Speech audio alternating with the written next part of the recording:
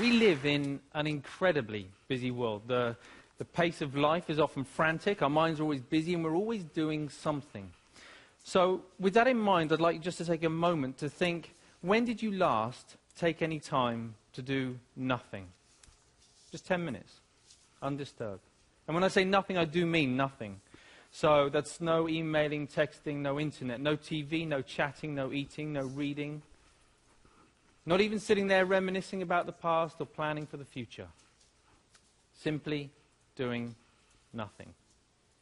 I see a lot of very blank faces. My thinking is probably have to go a long way back. And this is an extraordinary thing, right? We're talking about our mind. The mind, our most valuable and precious resource through which we experience every single moment of our life. The mind that we rely upon to be happy, content, emotionally stable as individuals, and at the same time to be kind and thoughtful and considerate in our relationships with others. This is the same mind that we depend upon to be focused, creative, spontaneous, and to perform at our very best in everything that we do. And yet, we don't take any time out to look after it. In fact, we spend more time looking after our cars, our clothes, and our hair than we... Okay, maybe not our hair, but you see where I'm going. The result, of course, is that we get stressed. You know, the mind whizzes away like a washing machine going round and round, lots of difficult, confusing emotions. And we don't really kind of know how to deal with that. And the sad fact is that we are so distracted that we're no longer present in the world in which we live. We miss out on the things that are most important to us. And the crazy thing is that everybody just assumes, well, that's the way life is, so we just kind of got to get on with it. That's really not how it has to be. So I was about 11 when I went along to my first meditation class. And trust me, it had all the stereotypes that you can imagine, the sitting cross-legged on the floor, the incense, the herbal tea, the vegetarians, the whole deal. But my mum was going and I was intrigued, so I went along with her. I'd also seen a few kung fu movies, and secretly I kind of thought I might be able to learn how to fly, but I was very young at the time, you know. Now, as I was there, you know, I guess like a lot of people, I assumed that it was just an aspirin for the mind. You get stressed, you do some meditation. I hadn't really thought that it could be sort of preventative in nature. Until I was about sort of 20, when a number of things happened in my life in quite quick succession. Really serious things, which just flipped my life upside down. And all of a sudden, I was inundated with thoughts. Inundated with difficult emotions that I didn't know how to cope with. Every time I sort of pushed one down, another one would just sort of pop back up again. It was a really very stressful time. I guess we all deal with stress in different ways. Some people will bury themselves in work, grateful for the distraction. Others will turn to their friends, their family, looking for support. Some people hit the bottle, start taking medication. My own way of dealing with it was to become a monk. So I quit my degree, I headed off to the Himalayas, I became a monk, and I started studying meditation.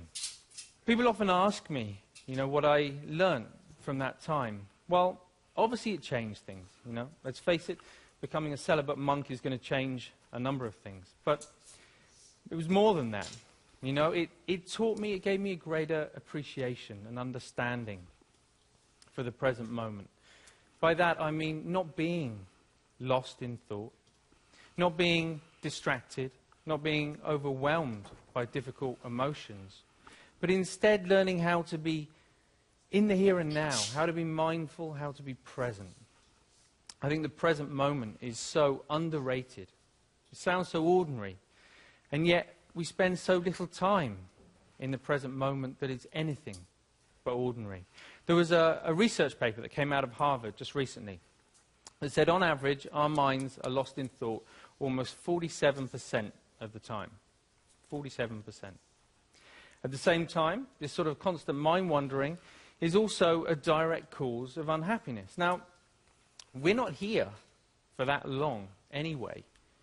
But to spend almost half of our life lost in thought and potentially quite unhappy, I don't know, it kind of seems tragic, actually, especially when there's something we can do about it. When there's a positive, practical, achievable, scientifically proven technique which allows our mind to be more healthy, to be more mindful, and less distracted.